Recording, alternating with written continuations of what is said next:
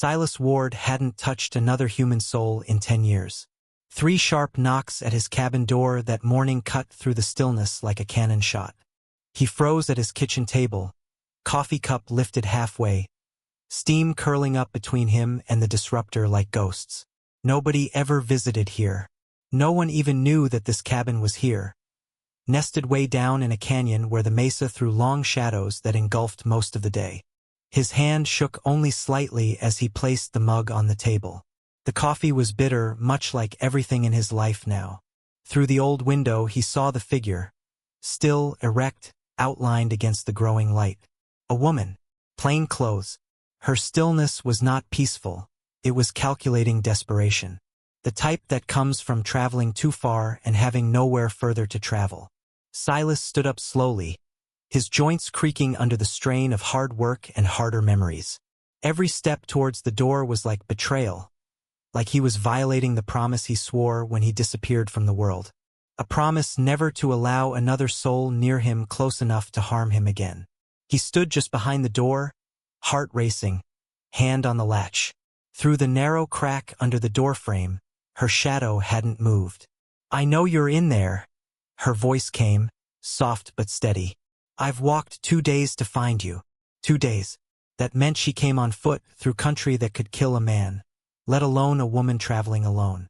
Silas pressed his palm to the door, feeling the course what he had shaped himself all those years ago, back when this place was meant to be a sanctuary. "Please," she went on, "I need your assistance, and I believe you may need mine as well." The words cut into him like a knife. They shouldn't have meant anything, but they did. They nestled in the hollow spot inside of him he'd vowed was dead a decade ago.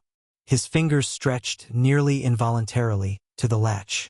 The metal was chilly, chiller than the cold morning air, chiller than the fear that had rooted him immobile for 10 years. He pushed open the door like a man opening a sore. She stood in the harsh sunlight, tall, mid-20s, hair pulled back tight, eyes carrying a weight far beyond her years. But it was the bruise on her cheek, fading to a sick yellow, that made his jaw tense. "Silas Ward," she said. Not a question, but a certainty. "You're exactly what they said you'd be." His voice came like sandpaper. "Who's they?" She shifted the frayed leather satchel up her shoulder.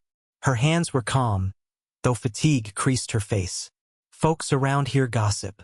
They claim you were someone different, before you left to lose yourself out here." The words land with a blow to the chest. Silas almost moved back, wanting to shut the door, but something in the way she stood, unflinching, unafraid, made him stay in place. "They also say," she added, taking a step closer, "you're the only person in 3 counties who knows what it's like to lose everything in an instant." His fists clenched. "You don't know anything about what I've lost." "Don't I?" she said quietly. She patted into her satchel and produced a photograph. A man in a black suit next to a woman in white, both grinning as if they had their entire lives in front of them. "This was taken 6 months ago, my wedding day. 3 hours later my husband was dead." Her voice didn't shake, but the photo did. Silas caught himself looking at her face, not the picture. No tears. No self-pity, just the dull heaviness of loss, wrapped around her like a second skin. "I'm sorry," he said, and the words seemed inadequate. "But I can't assist you. I don't assist anyone any longer. You haven't heard me out yet." "Doesn't matter." The response is the same. She .id the picture away but didn't move back. Her eyes drifted past him, into the minimalist interior of his cabin. 1 plate, 1 cup, a life reduced to quiet and subsistence. "The men who killed my husband," she said, "they're coming for me. They believe I possess something that's theirs." "And do you?" "Yes," she replied without hesitation. Then there was the sound. Far, rhythmic, expanding. Hoofbeats. Silas's blood ran cold. They reverberated down the canyon like thunder preceding a storm. 3 horsemen, possibly 4, riding at a good clip. His hand automatically went to the place where his gun belt once rode, but closed instead on only thin air and acidic memory. "How many?" he demanded, already dragging her in with him, slamming the door shut behind them. 3. Possibly more by now. They've been following me for days. Silas looked beyond the torn curtain. Riders had arrived at the mouth of the canyon, their horses sweating. Even from afar, their faces spoke for themselves, hunters. The one leading wore a deputy's badge, shining like a threat in the sunlight. The rest moved like contract killers, men who took pleasure in the chase. Something in the bag? Silas inquired, keeping his voice hushed. Proof enough to hang all of them, she said. And the ones who sent them. Why not bring it to the law then? She let out a keen, bitter laugh. Because the law is who sent them. Silas stumbled back as if he'd been punched. He understood what it was to be betrayed by the system, to trust in a badge and have it turn against him. He'd left that hurt buried deep, but it burst forth now like a deluge. Outside, the riders stopped, 50 yards away from the cabin. The star on the deputy's chest glittered again. The others moved lazily in their saddles, like wolves waiting for the wind to pick up the smell of fear. There's an exit through the root cellar, Silas whispered. Through a wash. It takes you to the north border. I'm not running anymore, she said. He faced her completely for the first time. Clarabelle stood in the middle of his isolated house like she was home. Chin raised, eyes afire with the same flame he once saw in someone he could not save. They'll kill you. Perhaps, she said. But if I keep running, eventually they'll catch me. And more people will die because of what I know. Outside, the deputy's voice called his name. The voice scraped at his nerves like claws on wood. They recognized him. They recognized who he once was, which implied that they recognized what he was capable of. Silas Ward. The voice shouted outside. They knew he was in there. Silas raised his head, his heart pounding in his chest. They would be angry. Send the woman out and we'll make this quick. The words ricocheted off the canyon walls like bullets, but Clara's stare cut deeper. She regarded Silas in calm, unshakable conviction. So what are you going to do? She asked. Are you going to keep cowering behind that door, just as you have been cowering away from the world for the past 10 years? Or are you going to recall who you were before you got lost? The deputy's threats swirled in the canyon air, but it was the challenge from Clara that really caught him. Silas gazed at her, and for an instant, he wasn't gazing at a battered, journey-weary stranger. He was gazing at someone who reminded him of Sarah, fierce, indomitable, and filled with a flame that death itself hadn't been able to snuff out.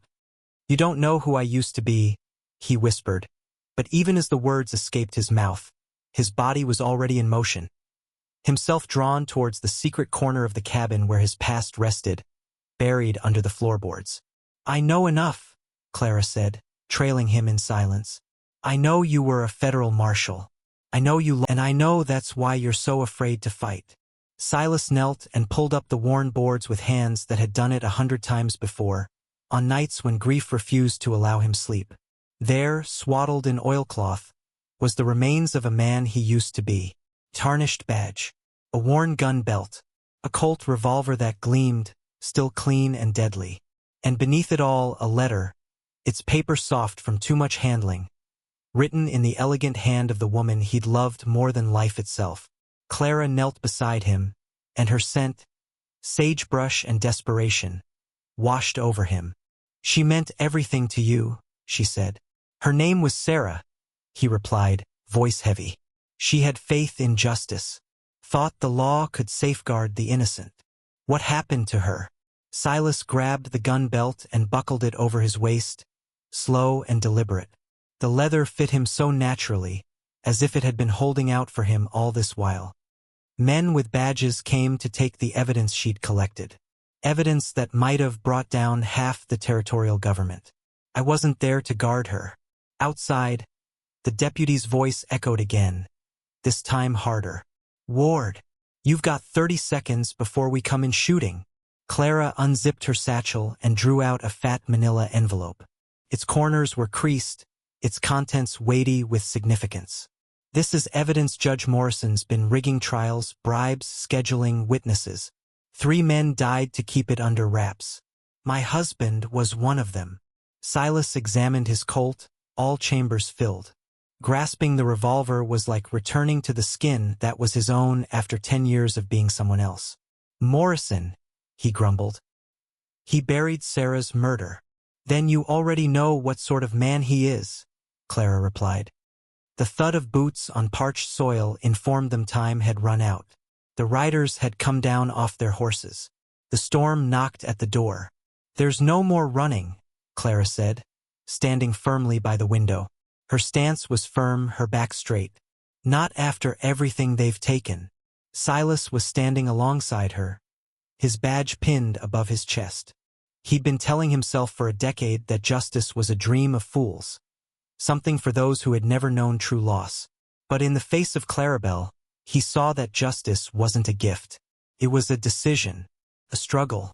Even when you were overmatched, outgunned, and exhausted. Then the door crashed open. With splintered, dust rained down from the ceiling. The deputy stepped inside, gun in hand, his badge shining like mockery. Behind him, the 2 hired guns spread out, their shots practiced and true.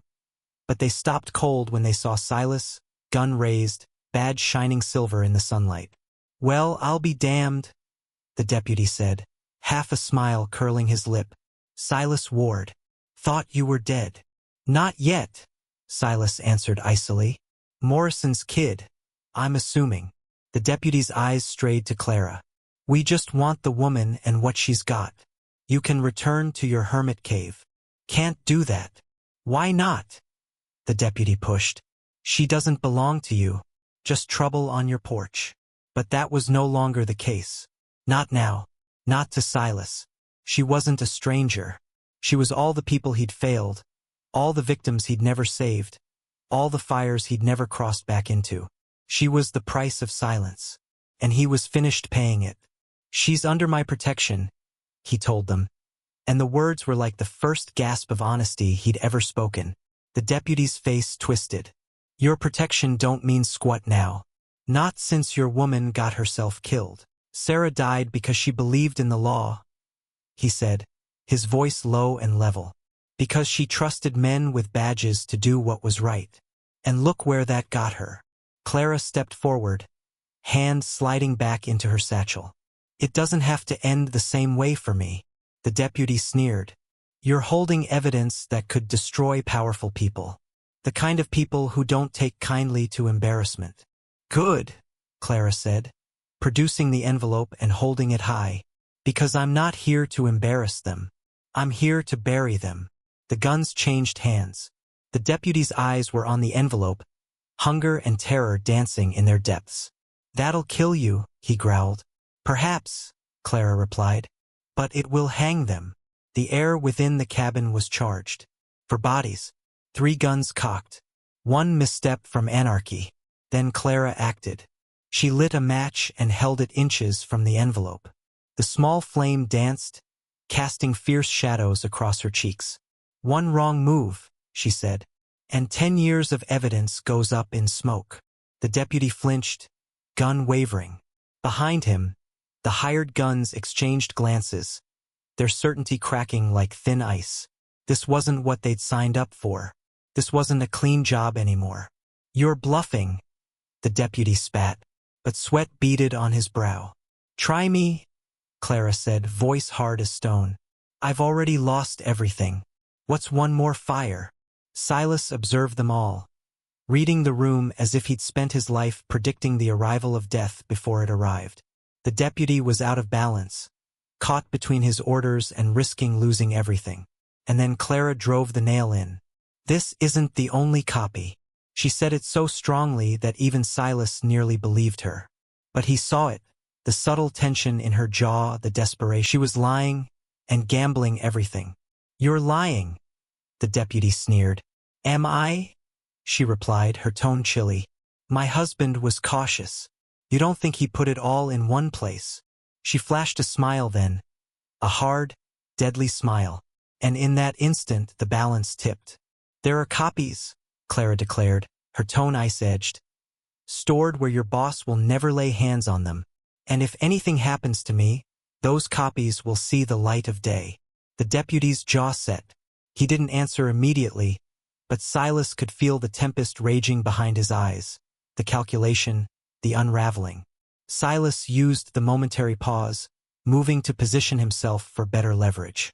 Each muscle in his body was coiled with instinct.